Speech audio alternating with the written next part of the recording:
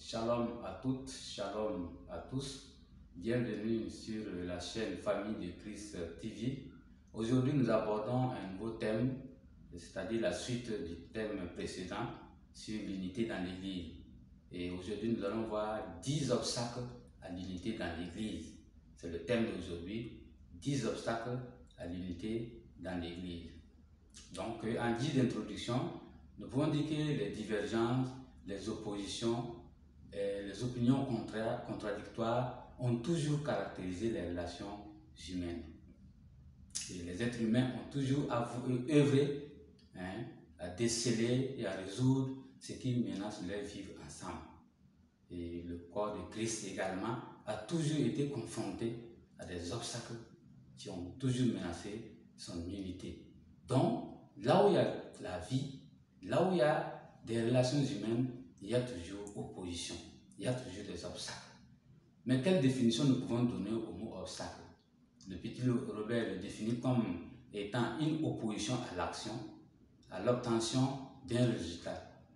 Et comme synonyme également, il cite les mots barrière, empêchement, frein, difficulté. Donc voilà ce qui est de la définition du mot obstacle. Et donc nous allons ces 10 obstacles dont je parlais précédemment, et les voici. Premièrement, nous avons le mensonge, la colère, le vol, les paroles malsaines, la tristesse du Saint-Esprit, la méchanceté, le manque de pardon, et les pratiques sociales souvent rétrogrades, le mépris de l'autorité et le diable. Donc voici les 10 obstacles à l'unité, et les 10 obstacles qui font souvent, en tout cas, qui empêchent l'unité dans le corps de Christ. Et notre texte de base se trouve dans Éphésiens 4, du chapitre 4, du verset 25, jusqu'au chapitre 5, du verset 2, et nous allons lire. Donc, Éphésiens 4, verset 25. C'est pourquoi renoncez aux mensonges et que chacun de vous parle selon la vérité à son prochain, car nous sommes membres les uns des autres. Si vous vous mettez en colère, ne péchez point, que le soleil ne se couche pas sur votre colère et ne donnez pas accès au diable. Que celui qui dérobait ne dérobe plus, mais plutôt qu'il travaille en faisant de ses mains ce qui est bien pour avoir de quoi donner à celui qui est dans le besoin. Qu'il ne sorte de votre bouche aucune parole mauvaise, mais s'il y a lieu, quelques bonnes paroles qui servent à l'édification et communiquent une grâce à ceux qui l'entendent. N'attristez pas le Saint-Esprit de Dieu, par lequel vous avez été scellés pour le jour de la rédemption. Que toute amertume, toute animosité, toute colère, toute clameur, toute calomnie et toute espèce de méchanceté disparaissent du milieu de vous. Soyez bons les uns envers les autres, compatissants, vous pardonnant réciproquement comme Dieu vous a pardonné en Christ. Le chapitre 5, verset 1. Devenez donc les imitateurs de Dieu, comme les enfants bien-aimés, et marchez dans la charité à l'exemple de Christ qui nous a aimés et qui s'est livré lui-même pour nous comme une offrande et un sacrifice de bonne odeur. Donc là, il s'agit de notre texte de base.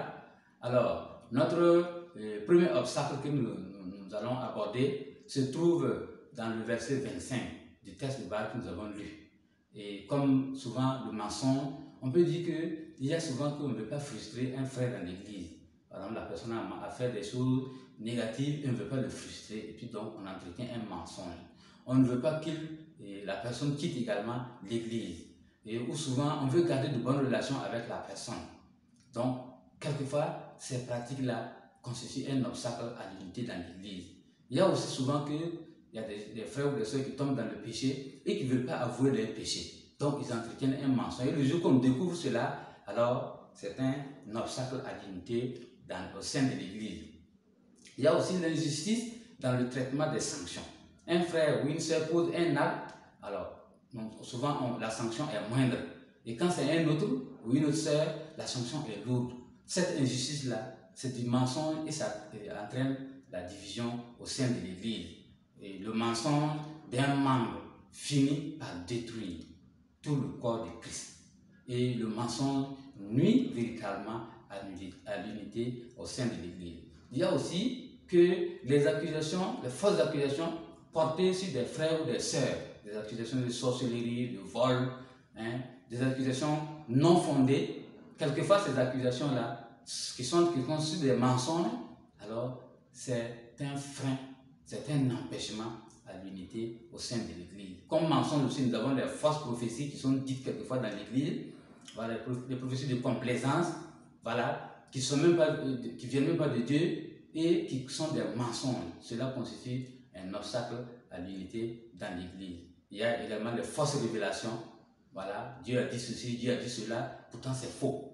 Ce sont des mensonges et cela constitue en tout cas un frein, un obstacle à l'unité dans l'Église. Donc, quelquefois, quand il y a ces fausses prophéties, quand il y a ces mensonges, donc la méfiance s'installe dans l'Église. Le manque de confiance s'installe dans l'Église. Et cela devient un véritable frein à l'unité dans l'Église. Mon frère et ma soeur, as-tu entretenu un mensonge, un mensonge qui est devenu un obstacle au sein de l'Église? Alors repens-toi. Demande pardon aux frères ou aux sœurs qui a offensé et ensemble prier afin que l'unité revienne au sein de l'Église. Donc ça c'est le premier obstacle à l'unité dans l'Église. Et le deuxième obstacle c'est la colère. Et cela, vous pouvez le lire au niveau de notre texte de base, le verset 26. Il y a la colère juste qui est celle de Dieu. Et nous allons lire dans Ephésiens 5, le verset 3 au verset 6. Ephésiens 5, verset 3 au verset 6. Que l'impudicité, qu'aucune espèce d'impureté, et que la cupidité ne soit pas même nommée parmi vous, ainsi qu'il convient à des saints. Qu'on n'entende ni paroles déshonnêtes, ni propos insensés, ni plaisanteries, choses qui sont contraires à la bienséance, qu'on entende plutôt des actions de grâce. Car sachez-le bien, aucun impudique, ou impur, ou cupide, c'est-à-dire idolâtre, n'a d'héritage dans le royaume de Christ et de Dieu. Que personne ne vous séduise par de vains discours, car c'est à cause de ces choses que la colère de Dieu vient sur les fils de la rébellion. Donc, la colère de Dieu est juste, car elle vient sur ceux qui entretiennent ces choses dont nous venons de citer. Donc ça constitue de la rébellion. Et donc, cette colère de Dieu-là, elle est en tout cas qualifiée de colère juste. Il y a également la colère de l'Église face à l'immoralité dans le monde, face aux crimes qui se passent dans le monde, face à l'animosité qui se passe dans le monde, face à tous ces péchés qui sont dans le monde. L'Église a le droit de rentrer dans une colère juste. Et cette colère-là, c'est juste pour pouvoir intercéder, pour crier à Dieu, afin que Dieu vienne réparer ces injustices-là. Et la colère qui n'est pas bonne, c'est celle qui est entretenue contre un frère, et qui pousse la personne à pécher. Parce que cette colère-là donne accès au diable pour diviser donc l'Église. Ça, c'est une colère injuste. Donc, mon frère et ma soeur, as-tu déjà entretenu longuement une colère contre un frère ou une soeur, contre un responsable de l'Église, contre le pasteur de l'Église, contre un membre de ta famille, contre ton époux, contre ton épouse? Alors, repentez-vous, réconciliez-vous, priez ensemble afin que l'unité revienne au sein de l'Église. Et donc, un autre obstacle, et non des moindres, c'est le vol. Et cet obstacle, vous pouvez le lire au verset 28 de notre texte de base. Alors, l'escroquerie des frères. Quelquefois, on peut aller escroquer un frère à travers de fausses ordonnances, de fausses dépenses. Oui, on vient voir un frère pour parler de scolarité des enfants, de nourriture, de frais, de loyer. Quelquefois, des dépenses qui ne sont même pas vraies. Des dépenses qui ne sont même pas justes. C'est justement pour escroquer le frère ou la sœur. Alors, cette forme d'escroquerie-là, c'est du vol. Et si déjà vous faites ça, cela constitue donc un frein donc à l'unité. l'unité de l'église. Parce que ça sera découvert tôt ou tard et ça devient un gros fait. Donc le vol et l'escroquerie sont de véritables obstacles à l'unité dans l'église. Si vous avez déjà volé un frère ou une sœur, si vous avez déjà escroqué un frère ou une sœur, si vous avez déjà escroqué un membre de votre famille, si vous avez déjà escroqué quelqu'un dans votre service, si vous avez déjà abordé quelqu'un, accosté quelqu'un dans la rue et que vous l'avez escroqué, ce n'est pas bien. Répentez-vous. Demandez pardon à la personne. Ici, c'est au sein de l'église. Demandez pardon au frère ou à la sœur en Christ au sein de l'église. Et priez ensemble afin que l'unité revienne dans l'église. Car le vol et l'escroquerie des frères constituent un véritable obstacle à l'unité dans l'église. Et un autre obstacle, le quatrième obstacle, ce sont les paroles malsaines. Vous pouvez lire cela dans le verset 29, notre texte de base. Et les paroles blessantes, les paroles injurieuses, les paroles vulgaires et malhonnêtes, les paroles humiliantes et méprisantes que nous adressons à l'égard de notre prochain, de notre frère ou de notre sœur en Christ. Ces paroles qui n'édifient point, qui n'édifient personne, alors sont des formes d'obstacles qui empêchent l'unité dans l'Église. Si vous proférez des paroles, vous blessez un frère, vous entretenez des propos blessants, des propos injurieux, des propos vulgaires, des propos vraiment qui vraiment rabaissent un frère ou une sœur, vous voyez que c'est blessant. Et donc, si vous l'avez déjà fait, allez voir le frère ou la sœur, répentez-vous, demandez pardon à la personne et ensemble, priez afin que l'unité revienne dans l'église. Parce que les paroles malsaines, ces paroles vulgaires n'édifient point. Ces paroles malhonnêtes, ces paroles méprisantes n'édifient point. Elles ne font que diviser. Donc, mon frère et ma sœur, faisons attention aux propos malsains qui sortent de notre bouche. Parce que ça n'édifie point et ça ne fait que diviser l'église. Et notre cinquième point, c'est la tristesse du Saint-Esprit. Et cela, vous pouvez le lire au verset 30 de notre texte de base. Quand nous offensons un frère ou une sœur, un membre de notre famille, alors nous attristons le Saint-Esprit qui est en lui. Donc les propos, les propos mensongers, la colère, le vol, les paroles malsaines, oui, attristent le Saint-Esprit. Si vous faites cela, le Saint-Esprit est attristé et cela ne fait que diviser l'Église. Pourtant, la parole de Dieu nous dit que le Saint-Esprit est le moyen par lequel nous sommes scellés pour le jour de la rédemption.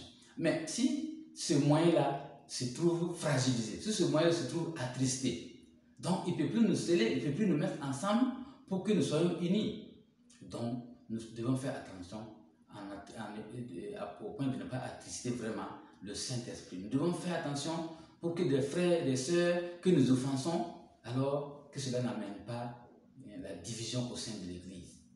Donc la tristesse du Saint-Esprit est un véritable obstacle à l'unité au sein de l'Église. Combien de fois avez-vous donc attristé le Saint-Esprit? Donc repentez-vous, demandez pardon aux frères ou à la sœur que vous avez offensé et ensemble priez afin que l'unité revienne dans l'Église, parce que c'est le Saint-Esprit qui est le moyen par lequel nous sommes tous scellés pour le jour de la rédemption.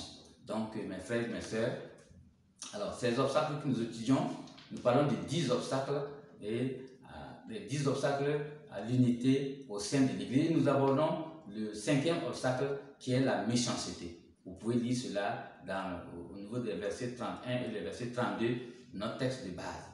Donc, l'amertume, l'animosité, la colère, la clameur, les calomnies sont des formes de méchanceté qui nuisent à l'unité dans l'Église.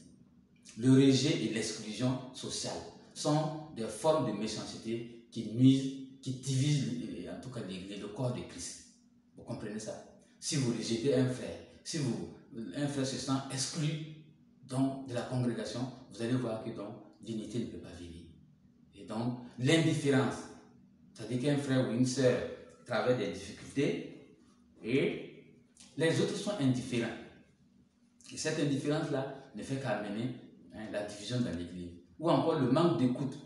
Quelqu'un se sent accusé et il n'y a aucune oreille pour l'écouter dans l'Église.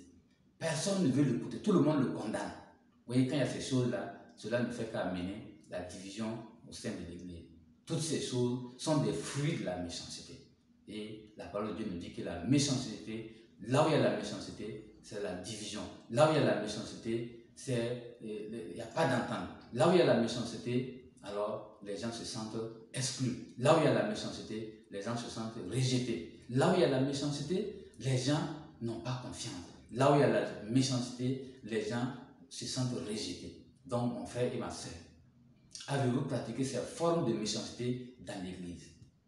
Si vous entendez ce message, repentez-vous, demandez pardon au frère ou à la soeur que vous avez offensé à travers cette forme de méchanceté et ensemble priez afin que l'unité revienne au sein de votre église et que le Seigneur vous aide, que le Seigneur vous aide tous afin que vraiment nous soyons tous scellés pour le jour de la rédemption.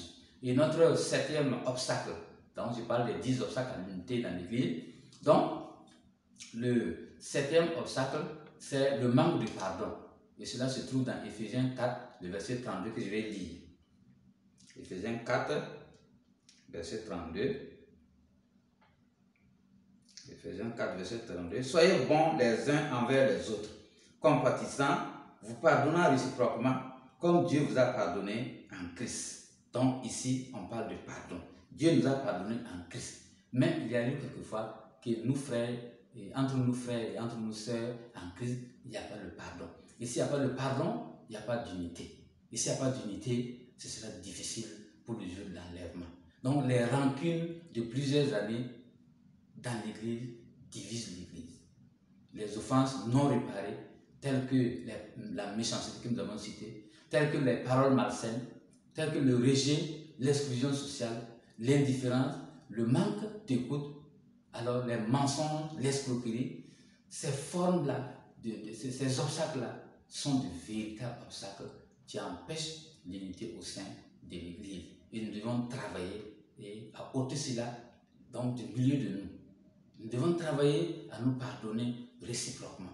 Nous devons travailler à réparer les torts, les offenses. Nous devons travailler à enlever, en tout cas, ces formes de méchanceté au milieu de nous et travailler à ce que le Saint-Esprit ne soit pas attristé au nom de Jésus-Christ. Alors, avez-vous déjà refusé donc une demande de pardon d'un frère ou une sœur? Ce n'est pas intéressant, ça c'est le manque de pardon. Ou bien, avez-vous manqué de demander pardon à un frère ou une sœur que vous avez offensé? Ça, c'est pas intéressant. Ça empêche l'unité dans l'église. Donc, il est temps, en entendant ce message, de vous repentir, de demander pardon et qu'ensemble, vous puissiez prier afin que le Seigneur ramène l'unité au sein de votre église. Donc, notre prochain obstacle, le prochain point, concernant donc les obstacles à l'unité au sein de l'église, c'est quelquefois dans les relations humaines, des pratiques, en tout cas humaines, il y a des choses, si ça se ressent dans l'église, ça divise l'église. Il s'agit par exemple de l'ethnicisme, du tribalisme, du régionalisme, alors du racisme, de la xénophobie et quelquefois aussi de la politique. Si ces choses-là se pratiquent dans l'église, évidemment, ça va diviser l'église. Si ces choses-là se vivent dans l'église, évidemment, alors il n'y aura jamais l'unité au sein de l'église. Donc, ces obstacles empêchent véritablement l'unité dans l'église. Si nous avons déjà pratiqué ces choses que je viens de citer, telles que l'ethnicisme, le tribalisme, le régionalisme, le racisme, alors la xénophobie, la politique dans l'église, il est temps pour nous de nous repentir, de demander pardon à l'ensemble de l'église, aux frères ou aux sœurs, et ensemble prier pour que l'unité revienne au sein de l'église au nom de Jésus-Christ. Et donc, le 9e obstacle, c'est le mépris de l'autorité. Et le mépris de l'autorité, ça se ressent en tout cas sur le pasteur. Vous savez que Dieu a confié l'autorité au pasteur au sein de l'église. Et le pasteur, pour l'aider dans sa tâche, il a désigné des personnes pour l'aider. Et également, il y a des responsables de structures qui sont également dans l'église, à qui le pasteur a délégué son pouvoir pour pouvoir l'aider à travailler. Mais si vous méprisez l'autorité du pasteur, quelquefois les gens disent que le pasteur n'a pas fait des études avancées, le pasteur n'est pas riche, le pasteur n'est pas du même niveau social qu'eux, et donc il piétine l'autorité du pasteur. Et sachez que si vous piétinez l'autorité du pasteur, Si vous méprisez l'autorité du pasteur, c'est Dieu que vous méprisez. C'est Dieu que vous insultez. Parce que le pasteur n'a pas inventé son autorité. Le pasteur n'est pas parti acheter son autorité quelque part. C'est Dieu qui lui a donné son autorité. C'est de même pour un responsable de la jeunesse, un responsable des femmes, un responsable des enfants, le responsable des hommes dans l'église, le responsable du groupe musical, de la chorale, du groupe d'intercession, des vœux dans l'église. Ces personnes-là ont une autorité également. Et donc, si vous êtes dans ces différents groupes, vous devez les respecter. Vous devez respecter l'autorité qui leur a été confiée. Parce que si vous bafouez leur autorité, c'est Dieu que vous insultez. Si vous bafouez, si vous méprisez leur autorité, alors c'est c'est l'autorité de Dieu que vous voulez piétiner. Et là, ce n'est pas intéressant. Donc, le mépris de l'autorité empêche véritablement l'unité au sein de l'Église. Ce sont des attitudes négatives.